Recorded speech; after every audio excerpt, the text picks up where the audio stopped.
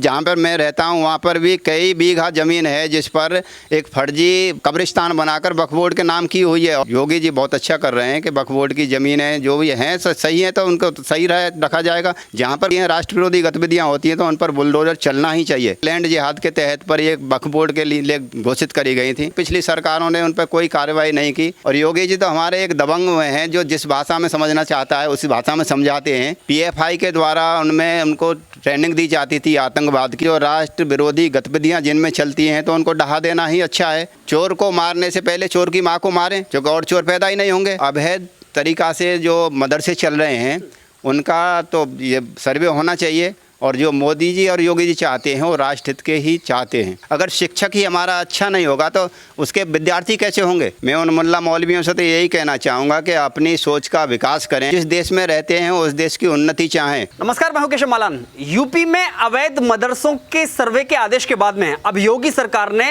वक्फ board को लेकर के एक बड़ा फैसला दिया है और उसके पुराने नियम कायदों को रद्द करते हुए आदेश दिया है कि अब उनकी संपत्तियों की जांच की जाएगी। वक्फ बोर्ड की जितनी संपत्ति है यूपी के अंदर उसकी जांच की जाएगी।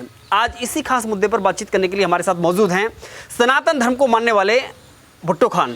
सर, बहुत बहुत स्वागत है आपका खबर इंडिया पर। सबसे पहला सवाल कि मदरसों के बाद में योगी सरकार ने वक्फ बोर्ड की संपत्ति को जांच कराने का आदेश दिया है। वक्फ बोर्ड की संपत्तियों की जांच कराना कितना जरूरी है और क्यों? बहुत अच्छी बात है। इस पहल का हम स्वागत करते हैं योगी जी का। जो ज़मीनों के नाम पर लैंड जिहाद हो रहा था, वक्फ बोर्ड के नाम से, कब्रिस्तान के नाम से ज़मीनों पर कब्जा किया जा रहा था, जिसमें कई एकड़ ज़मीनों पर अपना कब्जा कर लिया कि कब्रिस्तान के नाम पर, जहाँ पर एक कोई भी मुर्दा नहीं गड़ा हुआ, कब्रिस्तान बनाकर ही उनको वक्फ बोर्ड की ज़मीन घोषित कर देना। ये बहुत अच्छी पहल है योगी जी की, हम उसका स्वागत करते हैं। सरकारी संपत्तियों को अपने उसमें एक तरह से ले लेना ये उचित नहीं है राष्ट्र हित में और ये होना चाहिए। लेकिन सवाल ये है कि लंबे समय से चला आ रहा था ये वक्फ बोर्ड का किसी पे अपना अधिकार जमाना या उसे अपना बना लेना या उस पर कब्जा कर लेना, ये लंबे समय से चला आ रहा था। क्या इससे पहले किसी सरकारों ने ध्यान नहीं दिया? उसके पीछे की मंशा क्या मानते हैं आप? देखिए, उन सरकारों की मंशा साफ नहीं थी। ये अपने राष्ट्र हित की आए हैं योगी जी और मोदी जी, जो राष्ट्र हित में कार्य कर रहे हैं और अपने देश को ऊंचे ले जाना चाहते हैं, अपने राष्ट्र को ऊंचे ले जाना चाहते हैं। जो जहाँ जहाँ कमियाँ थीं उन कमियों को निकाल रहे हैं। ये तो बहुत अच्छी पहलें हैं उनकी। और जो ज़मीनें हड़पी गई उन ज़मीनों को अगर सरकारी कार्य में लिया जाएगा तो उनके देश का भी हित है और अपना भी हित है। अगर बात करें अखिलेश यादव की, तो जैसे ही इस सर्वे का वक्फ बोर्ड की संपत्ति का सर्वे का आदेश योगी सरकार करती है, ऐसे ही पूर्व मुख्यमंत्री अखिलेश यादव का विरोध दर्ज कराते हैं और कहते हैं यह गलत किया जा रहा है। अखिलेश यादव जी क्या हैं? अखिलेश यादव जी तो अपना वोट बैंक समझते हैं उनको कि ये हमारा वोट बैंक है, अगर इनके पक्ष में नहीं बोलेंगे तो वोट बैंक खिसक जाएगा। तो वो शुरू से ही ऐसी नीति चलती आई हैं कि अखिलेश जी तो उनका पक्ष करेंगे ही करेंगे। तो जो योगी जी कर रहे हैं बहुत अच्छा कर रहे हैं, हम तो उनका स्वागत करते हैं। जैसे पहले भी जो अभी उन्होंने स्कूलों का सर्वे चल रहा है मदरसों का, जिनमें पढ़ाई चलती है, पढ़ाई के नाम पर देखिए स्कूलों में सारी शिक्षाएं होती हैं अपने जो राष्ट्र हित में हों। मदरसों में पढ़ाई चलती है उनके एक अरबी में, या एक ही धर्म की कोई शिक्षा देना ये उचित नहीं है। अभी मोदी जी ने बताया था कि भाई शिक्षा के साथ साथ में एक हाथ में कुरान हो, एक हाथ में कंप्यूटर हो। इसका हमने खूब स्वागत किया और बहुत अच्छा है। लेकिन जो अवैध तरीका से जो मदरसे चल रहे हैं उनका तो ये सर्वे होना चाहिए और जो मोदी जी और योगी जी चाहते हैं वो राष्ट्र हित के ही चाहते हैं। लेकिन बात करें मदरसों की सर्वे की, जैसा जिक्र किया आपने, मदरसे के सर्वे का विरोध सबसे पहले जमीयत उलेमा हिंद के अध्यक्ष महमूद मदनी करते हैं और कहते हैं कि सरकार ने मदरसों को बर्बाद करने का प्लान बना लिया है। देखिए, सरकार बर्बाद क्यों करेगी? सरकार तो उनको और प्रोत्साहन देती है जो शिक्षा में आगे बढ़ें। सभी का अधिकार है कि शिक्षा आगे बढ़ें, शिक्षा में हम उन्नत बने और वो चाहते हैं सबका साथ सबका विकास चाहने वाली ऐसी सरकार अब हमको मिली है तो उनका हमें स्वागत करना चाहिए।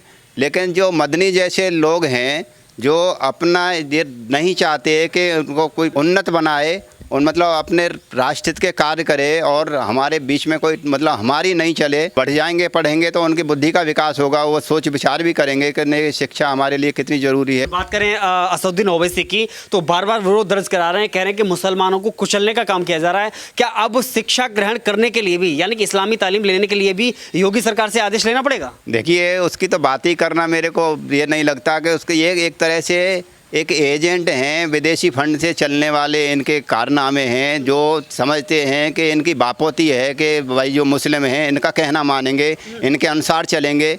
अब लेकिन शिक्षित भी हो चुके हैं, जो शिक्षित हो चुके हैं वो अच्छी तरह से अपने मदरसों में भी तालीम देते हैं, अच्छी तालीम मिल रही है उनको, अब कंप्यूटर की तालीम मिल रही है। और जिनके मदरसों में कोई कमियां ही नहीं हैं तो डरने का कोई मतलब ही नहीं है। लेकिन कुछ मदरसों में जो गलत गतिविधियाँ पाई गई थी, पीएफआई के द्वारा उनमें उनको ट्रेनिंग दी जाती थी आतंकवाद की, ऐसे ऐसे पाए गए। और पीएफआई का पूरा कनेक्शन इससे, जिसका नाम ले रहे हैं आप, मैं नहीं लेना चाहता ओवैसी ये कौन है क्या है। इसमें कितनी सच्चाई है, क्योंकि जब भी सवाल खड़ा होता है मदरसे की शिक्षा पर सवाल खड़ा होता है। अगर बात करें असम की हाल ही में, वहाँ पर एक बुलडोजर से मदरसे को गिराया गया, तो वहाँ पर ये आरोप लगाया, यानी कि सिद्ध किया उस सरकार ने, असम सरकार ने, कि यहाँ आतंकी संगठनों से जुड़े हुए लोग रहते थे और आतंकी बनने का पाठ पढ़ाया जाता था। जिन में आतंकी पढ़ाए जाते हैं, आतंकी बनाए जा रहे हैं, उन पर तो बुलडोजर चलना ही चाहिए। क्योंकि जो राष्ट्र हित के लिए नहीं है, जो राष्ट्र विरोधी गतिविधियां जिनमें चलती हैं, तो उनको ढहा देना ही अच्छा है, तो आगे नहीं पनपेंगे। जैसे कि चोर को मारने से पहले चोर की माँ को मारें, क्योंकि और चोर पैदा ही नहीं होंगे।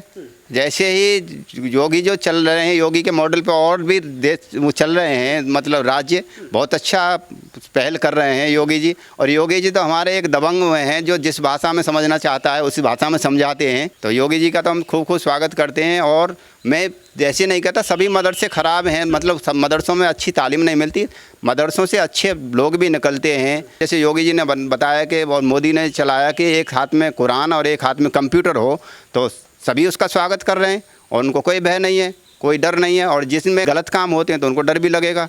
और वो बोलते हैं कि भाई जूते चप्पलों से स्वागत करो, तो ऐसे जूते चप्पल स्वागत करने वालों को तो एक तरह से अब अच्छी तरह से सबक भी मिल जाएगा, और उनको बोलने के आगे वो भी नहीं मिलेगा, टाइम भी।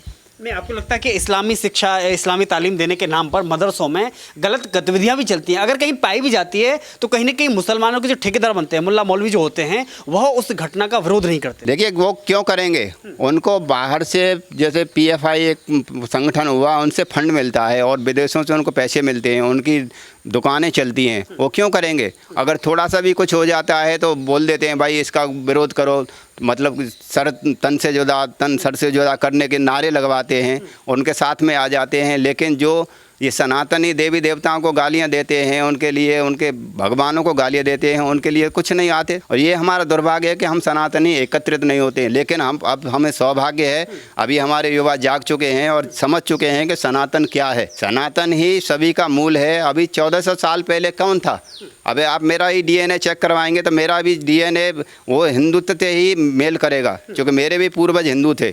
अब जब हिंदुस्तान में रहते हैं तो हम सभी हिंदू हैं ना, तो हिंदुस्तानी होने के नाते हम हिंदुस्तान से प्यार करें। हिंदुत्व हमारी रग रग में होना चाहिए, और जो विधर्म भारत को तोड़ने की बात करता है उसको जवाब देने के लिए तैयार हों। और मैं धन्यवाद करता हूं ऐसे युवाओं को जो अपने सनातन के लिए खुलकर बोलते हैं। लेकिन इसमें एक और बात है कि जैसे कि एक सरकार ने आदेश दिया कि मदरसे में हम जैसे आधुनिक बनाना चाहते हैं, तो उसके साथ में उसमें पढ़ाने वाला शिक्षक टेट पास होना चाहिए। अब लोग इसका ही विरोध कर रहे हैं। क्या मुल्ला मौलवी 5वीं पास हाई स्कूल के कौन सी तालीम देना चाहते हैं, किस आधुनिकता में शामिल होना चाहते हैं, देश की तरक्की कैसे चाहते हैं? वो जो 5वीं पास हैं वो जाहिल क्या बता पाएंगे बच्चों को, क्या सिखा पाएंगे, क्या कंप्यूटर की शिक्षा दे पाएंगे? तो टेट पास होना बहुत ज़रूरी है, बहुत अच्छी पहल है, ये होना चाहिए। जो शिक्षा, अगर शिक्षक ही हमारा अच्छा नहीं होगा तो उसके विद्यार्थी कैसे होंगे? विद्यार्थियों का जब तक बौद्धिक विकास और अपनी सोच का डेवलप नहीं होगा, उसका माइंड डेवलप नहीं होगा, अपने वातावरण के बारे में, अपने समाज के बारे में, अपने देश राष्ट्र हित के बारे में नहीं सोचेगा, उसको टेक्निक मतलब शिक्षा नहीं दी जाएगी, उसके विज्ञान की शिक्षा नहीं दी जाएगी, तो क्या मदरसों की पढ़ाई से, ऐसी पढ़ाई से क्या है?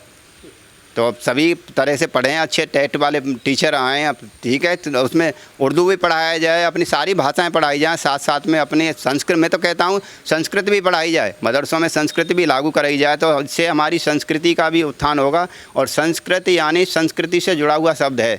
संस्कृति, अगर संस्कृति है तो हमारे संस्कार हैं, और संस्कार हैं तो हमारा भारत है। मैं यही कहना चाहूँगा कि अपने भारत को भारत बनाए रखने के लिए सभी एकजुट हों, अपनी संस्कृति में लौटें और अपनी सभी भाषाओं का ज्ञान हो। और मैं ये नहीं कहता कि मदरसे सभी बेकार हैं, आपको डरने की कोई ज़रूरत नहीं है। जो स्वच्छ पवित्र मदरसे हैं, जो अच्छी तरह चलते हैं, जो सरकार के अपने संविधान के अनुसार चलते हैं, तो सभी उसके लिए तैयार रहें, सर्वे करवाएं। उन मुल्ला मौलवियों को क्या कहना चाहेंगे जो लोग इसका विरोध करके अपनी राजनीतिक रोटियां सेक रहे हैं, और कहीं ना कहीं एक जो लगातार आरोप लगता है लोगों का कि मदरसे में शिक्षा वो नहीं बताई जाती है, नहीं सिखाई जाती है जिससे कि डॉक्टर, इंजीनियर और वैज्ञानिक हमारे देश में निकले। मैं उन मुल्ला मौलवियों से तो यही कहना चाहूँगा कि अपनी सोच का विकास करें, अपने आप को ज्ञान से जोड़ें। भारत जहाँ जिस देश में रहते हैं उस देश की उन्नति चाहें, उसका उत्थान चाहें, और उसके बच्चे भारत के उन्नत बने और भारत को सिरमौर बनाएं और भारत को विश्व गुरु बनाएं, ऐसी सोच रखें। और जो जहाँ भी कमियां हैं, जो गलतियां होती हैं, उनका पुरजोर विरोध भी करें। आखिरी सवाल, वक्फ बोर्ड की संपत्ति को लेकर के जो आदेश दिया गया है, क्या लगता है कि वाकई में एक बड़े पैमाने पर लैंड जिहाद इसकी आड़ में किया जा रहा है? इसमें तो बहुत वर्षों से मैं पहले से ही कहता आया हूँ, मैंने देखा है, और जहाँ पर मैं रहता हूँ वहाँ पर भी कई बीघा ज़मीन है जिस पर एक फर्जी कब्रिस्तान बनाकर वक्फ बोर्ड के नाम की हुई है, और सब लोग कहते हैं ये तो हमारे पुराने 100-200 साल पुरानी है, और वो खाली पड़ी है, जिसमें अगर नगर पंचायत बन रहा है यहाँ पर, तो बहुत अच्छी पहल है। मैं ये कहना चाहूँगा योगी जी से उसका भी सर्वे करवाएँ और वो अच्छी तरह उसका विकास हो। जहाँ पर भी ज़मीनें हैं जिन पर लैंड जिहाद के तहत पर ये वक्फ बोर्ड के लिए घोषित करी गई थी, उनका हमारा दुर्भाग्य है कि पिछली सरकारों ने उन पर कोई कार्रवाई नहीं की, उनकी कोई जानकारी नहीं, संज्ञान नहीं लिया। और योगी जी बहुत अच्छा कर रहे हैं कि वक्फ बोर्ड की ज़मीनें जो भी हैं सही हैं तो उनको सही रखा जाएगा, और जो सरकारी हैं उनको सरकारी घोषित करके उनको सरकार के उसमें अंडर में लिया जाए। योगी सरकार कहीं ना कहीं बुलडोजर से जानी जाती है लंबे समय से, चाहे वो बाहुबलियों के खिलाफ चलता हो, अवैध संपत्ति के खिलाफ में चलता हो। आपको लगता है कि जो अवैध मदरसे हैं और या मदरसे की आड़ में गलत गतिविधियां संचालित करते हैं, उन पर बाबा का बुलडोजर चलना चाहिए? एक बुलडोजर नहीं, 10-10 बुलडोजर चलने चाहिए, जहाँ पर उसका नाम निशान मिट जाए। क्योंकि जहाँ पर गतिविधियाँ होती हैं, राष्ट्र विरोधी गतिविधियाँ होती हैं, ऐसी संस्थानों पर, जो भी संस्थान हैं, चाहे मदरसे हों, चाहे और भी कोई हो, मस्जिद हों, चाहे कोई मंदिर हो, मैं तो ये कहता हूँ जहाँ पर गलत गतिविधियाँ होती हैं, राष्ट्र विरोधी गतिविधियाँ होती हैं, तो उन पर बुलडोजर चलना ही चाहिए। योगी जी का बुलडोजर का हम खूब खूब स्वागत करते हैं, और बुलडोजर बाबा को खूब खूब धन्यवाद देते हैं जिन्होंने ऐसे राष्ट्र की कमान संभाली हुई है। खूब उन्नत बने और राष्ट्र को उन्नत बनाएं।